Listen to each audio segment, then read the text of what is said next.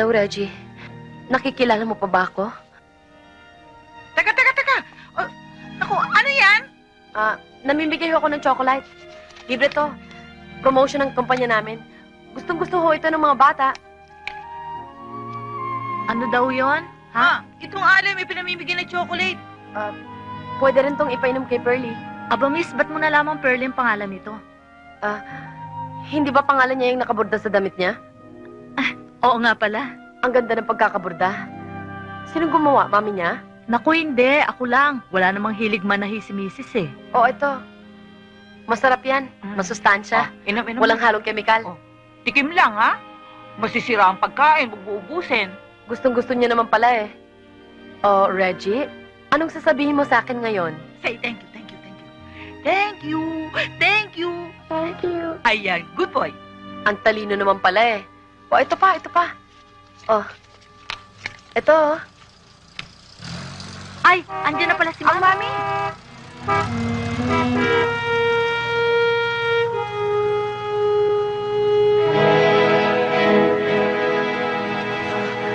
Oh, sige, ito pa oh.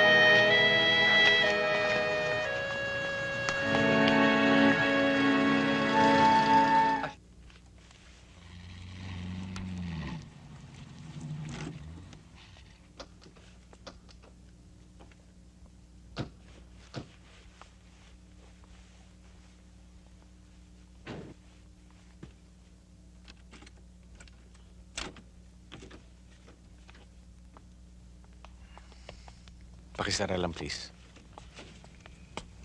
Halika rito. My God, Eric. Saan impyerno ka ba nanggaling? Maya. Kanina pa ako nakatunga nga rito ng kahihintay sa'yo. Pati sekretarya mo, hindi alam kung nasaan ka. Bakit? May problema ba sa opisina? Nothing's wrong at the office. Kaya lang, nang hindi kita mahagilap for lunch, pumunta ako dito.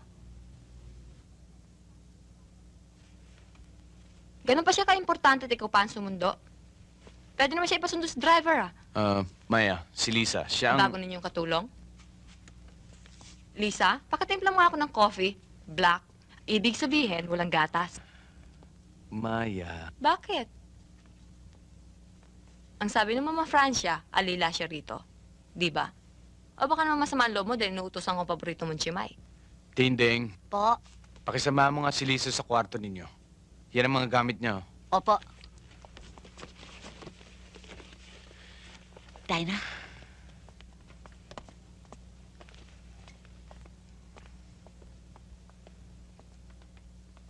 Bilib din ako sa kanya. Matapang. Hanga rin ako sa kanya. Matapang ang hiya ang ibig ko sabihin. At pagkatapos natin maglinis ng sala, komedor, at ibang kwarto sa ibaba, pagtulong-tulungan naman natin linisin ang mga kwarto sa itaas. Tinding, nasabi mo na ba sa kanya ang mga magiging obligasyon niya dito? Yes, ma'am. O sige, maglinis ka na dun sa aking banyo. Opo.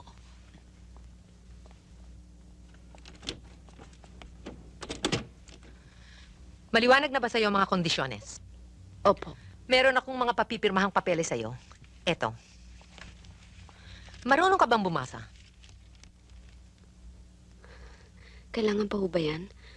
Pumapayag naman po ako na maging katulong dito eh. At saka wala naman nung nakakaalam na ang dinadala ko yung anak ni Benny. Mabuti na rin yung maliwanag. Kaya, pirmahan mo na. Oh.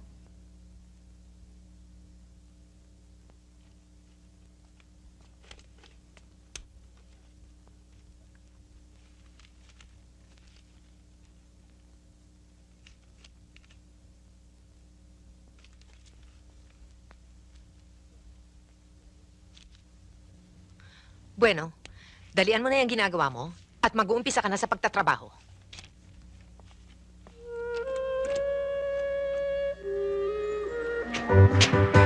Randy, nasan ba tayo? Ano ba yan? O yan. Palisin ko na.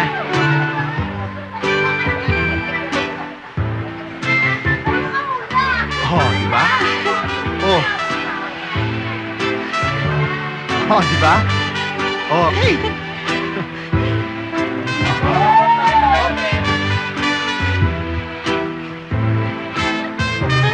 Wala.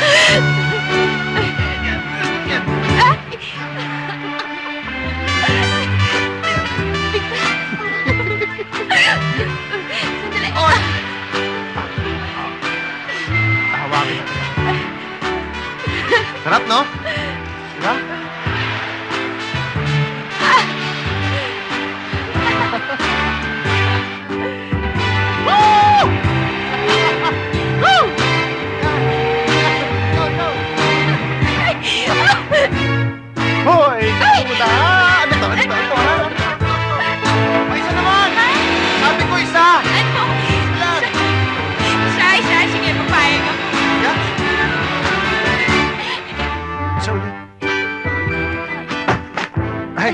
Manang, akin ang puwing eh.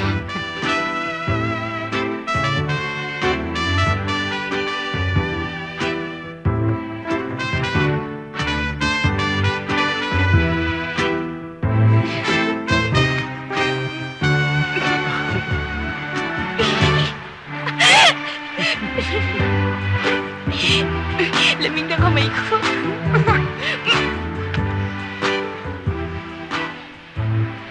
Oh, natupad na ba ang pangarap mo? Salamat, ha. Sandali.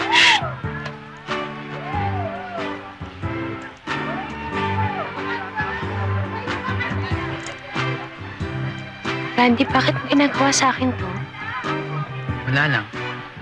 Bumabawi na ako sa lahat ng mga abalang ginawa ko sa'yo.